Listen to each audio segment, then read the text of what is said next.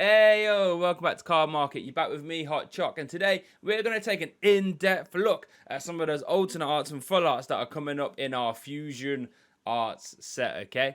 Let's get involved. Right then, so our first one I want to look at is actually Genesect V, and it has the potential to be an absolute monstrosity in our standard format, in a good way. Not only has his alternate art look like he's doing some breakdancing, which looks pretty slick, but the ability fusion system is absolutely incredible. Once you're in your turn before you attack, you can draw cards from your deck equal to the number of fusion Pokemon you have in play. Let that sink in for a second. You can draw as many cards from your deck as fusion Pokemon you have in play. So if you have 3 fusion Pokemon in play, you can use the Genesect ability. You now have a hop. If you have another Genesect, that's now +6.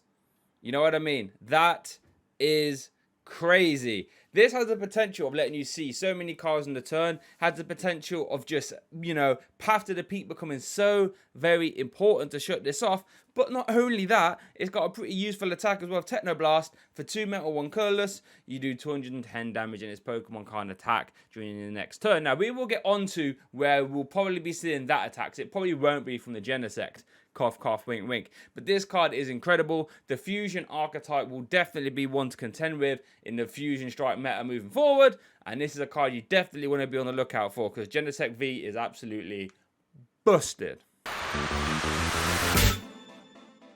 Well, our next Pokemon we're going to have a look at is Hoopa V. Hoopa has a tendency to have some real good cards. You know what I mean? You have like Assault Gate, you've had Hoopa EX, and now we've got Hoopa V. And this is a real cool fusion Pokemon. Darkness basic with 220 HP with the double face ability. It is essentially a psychic and a dark type at the same time. And if you've played our standard format enough, you will know that hitting for psychic weakness and dark weakness are both very good types indeed. Obviously, psychic hitting both the Urshifus for weakness and then dark hitting Shadow Rider. So being able to just, with a 1-card counter essentially bang, hit both of them for weakness is pretty gnarly, but it wouldn't be very good unless the attack was actually decent, and luckily it is. For dark colorless, you do Shadow Impact, 170 damage, and put 3 damage counters on one of your Pokemon. For 170 is perfect math for dealing with anything that it hits for weakness, and it's a good little 2-shot on everything else. So this Hoopa V has the potential to be pretty gnarly in a fusion box deck, or any deck that has dark type acceleration. The problem with this Hoopa is, though, it's not like the old school dual types like Volcanion EX, where it's actually on the card as a dual type. There's nothing you can do to shut that off for the most part. Because this is an ability, you can use something like Path to the Peak and essentially shut down the Hoopa's ability. But a deck like Shadow Rider, for example, which actually gets caught in a crossfire by this Hoopa, can't really use Path to the Peak because there's no Marshadow and stuff anymore. So got some things to consider there with Hoopa V. It's not quite the all-in-all counter, but I tell you what, it's a pretty damn good one. Alright, the next card we're going to look at is abominable V.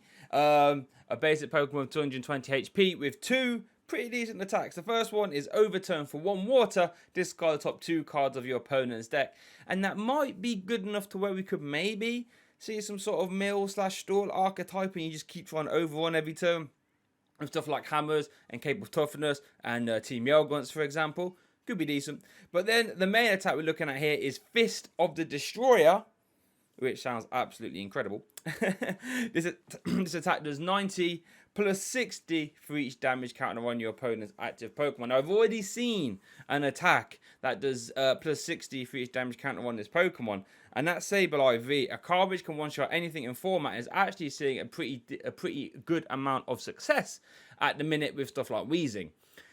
So the fact this starts off at 90 essentially means that you are just cleaning up a whole ton of stuff in the format, provided you have damage on already. And between stuff like Quick Shooting Inteleon, Zigzagoons and Scoop Up Nets, or even Flapple, or even as a finisher in an Inteleon VMAX deck, this Fist of the Destroyer is getting ready to rock some parties, let me tell you. That will add up super fast. So I reckon this abominable is actually going under the radar, but it's not as flashy as some of the fusion Pokemon, I should say. It doesn't look overwhelmingly powerful on its own, but put about 3 or 4 damage counters on your opponent's Pokemon and see how hard that Fist of the Destroyer hits you. So I think Abominable V is an amazing card, and definitely keep the lookout for it, for sure.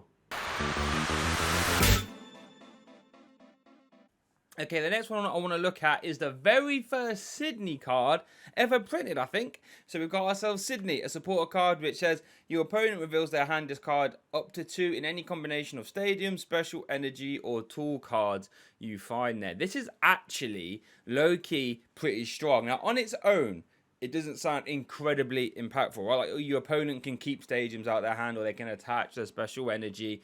But cards like this, when paired with other controlling sort of cards, right, like Team Yell Grunt, for example, Crushing Hammer, anything like this, when your opponent has the ability to sort of pick out any of these cards at a whim, it makes controlled archetypes very strong. Like imagine if your opponent attaches energy, you just yell it back. If you think they're keeping energy in their hands until they can attack, let's Sydney it. And at the moment, there's no way of getting back special energy. So I see this being as a really strong method of getting rid of stuff like Rapid Strike energy before it hits the field, or anything like this. Twin energy is another great example as well. Not so much single strike energy, because your opponent can Earl of Vitality, whatever that's card called, and put them back into their deck. But either way, discarding special energy is always a strong effect, because special energies are normally really good. They have a lot of upside.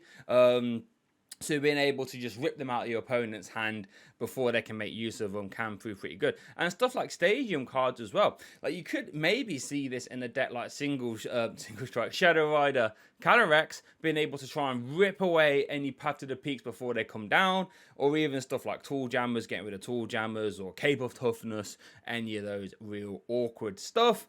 And being so versatile, but not being like Sonya, where you can only pick basic Pokemon energy. You can pick any 2 combinations. So you can pick like Rapid Strike energy plus Tool Jammer, or I don't know, Path to the Peak plus Twin energy. You can do that. Sydney's a very versatile card. I'm sure it will be any future stall/control archetypes, and you better be careful. The next card I want to look at is going to be a staple in the fusion archetype. That's going to be Alyssa's Sparkle. Interesting. What it does basically, for you pick 2 of your Fusion Strike Pokemon that you have in play, and you can search your deck for a Fusion Strike energy and attach it to them. Energy attachment from the deck is one of the strongest kinds of energy attachment, because most of the time the energy is going to be there. Unless you're at the end of the game, it's going to be in a discard pile. This should really be in the deck, or unless you draw into loads of them at a time. But if you draw into them, you can just attach them. But worth noting, this does not take up your energy attachment for the turn. So you can get 3 energies into play. If you just Alyssa Sparkle 2 and attach 1, making stuff like this Meloetta a pretty good attacker in the early game. But let's see what these fusion energies actually do. They can only be attached to fusion Pokemon, obviously. Then they provide like a rainbow energy, right? And they stop all effects of your opponent's abilities on this Pokemon. So think of stuff like Headbutt Tantrum, for example, will not do any damage to a fusion Pokemon with a fusion energy attached. And we've already seen with stuff like Hoopa, we've already seen with stuff like Genesect, and the next card we're going to look at, and Meloetta, that these fusion Pokemon are all pretty damn busted attackers. We even got stuff like this Deoxys, which is single strike, rapid strike, and fusion strike at the same time. So yeah, Alyssa Spark is going to be a really interesting card. And if you're looking at building a fusion archetype, this is definitely one you're going to want to keep a look at and get 4 slung into your binder straight away. If not this one, maybe some of the lower rarity ones, yeah? Right, but the last card we're going to look at, we all knew it was going to be Mew V Max. It's going to be the figurehead of the fusion archetype. And you know what? Initially, I thought this card wasn't very good, but then looking back on it, it's actually pretty busted. So what does Mew do? Mew is a VMAX Pokemon, 310 HP, with 2 attacks. Cross Fusion is the one we're going to be looking the most at, though. For 2 colorless energy, choose an attack on one of your bench fusion Pokemon and use it as this attack. So that means you can get away with using some attacks that have a higher attack cost for only 2 energy. Stuff like the Genesect attacks, for example, you can now do for 2 energy, 210 damage. Pretty good. The other attack we have is for Psychic. The max miracle was 130, and this attack isn't affected by any effects on your opponent's active Pokemon. Again, that is a really good attack to have because you can munch through stuff like Decidueye or maybe even Zamazenta as well. But there's some other attacks that I want to look at with this, which this cross fusion can abuse. So stuff like this Meloetta, which does 73 fusion strike energy you have in play. If you have all 4, that is doing a crisp 280 damage for 2 energy, which is, you know, pretty ridiculous, right? Like we said earlier, you've got the Hoopa attack, which does 3 for 170. Not a bad little attack if you can't find your Genesects. You've even got stuff like Latias with its Dynamo Barrier attack, which does 70 damage and then prevents all damage done to this Pokemon by your opponent's V Max. Having the ability to just pick out any of these attacks at a whim is going to be super strong. So I think this Fusion Archetype is going to be mental. Fusion Strike set is going to be mad. I cannot wait to get my hands on these cards because I think they're going to be rather strong. So make sure if you want any of this stuff, make sure you keep your eyes locked onto Cardmarket where you can get the sealed products and the singles as well, okay? But thanks for watching and I'll see you all next time.